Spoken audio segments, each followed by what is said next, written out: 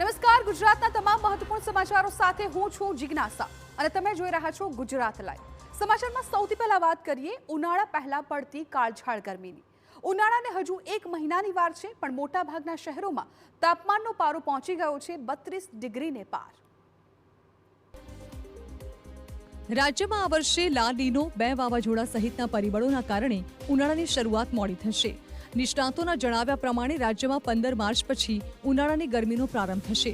જો કે હાલ શિયાળો હોવા છતાં શનિવારે રાજ્યના 14 શહેરોમાં 14 ડિગ્રીથી વધારે ગરમી નોંધાઈ હતી, જેમાં રાજકોટમાં 36 તો સુરતમાં 35 ડિગ્રી તાપમાન નોંધાયું હતું. જ્યારે અમદાવાદ સહિતના વિવિધ શહેરમાં પણ 34 ડિગ્રીની આસપાસ તાપમાન રહ્યું હતું. ઓછી કે વધુ ઠંડી, ગરમી અને વરસાદ માટે લા નીનો અને અલ નીનોની સિસ્ટમ જવાબદાર હોય છે. જેમાં લા નીનોને કારણે ઠંડી કે વરસાદ તેમજ અલ નીનોને લીધે ગરમી વધુ અને વરસાદ ઓછો પડતો હોય છે. ત્યારે હાલમાં પેસિફિક સમુદ્રમાં લા નીનો સિસ્ટમ સક્રિય હોવાને કારણે 15 માર્ચ પછી અમદાવાદ સહિત રાજ્યમાં ઉનાળો શરૂ થવાની શક્યતા છે.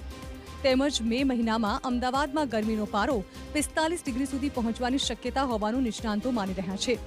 ગરમી માટે જવાબદાર પરિબળોની વાત કરીએ તો ક્લાઇમેટ ચેન્જને કારણે વિશ્વ કક્ષાએ પૃથ્વીનું સરેરાશ તાપમાન વધી રહ્યું છે. ગ્રીન હાઉસ ગેસ વધવાથી હીટવેવ વધુ તીવ્ર બને છે.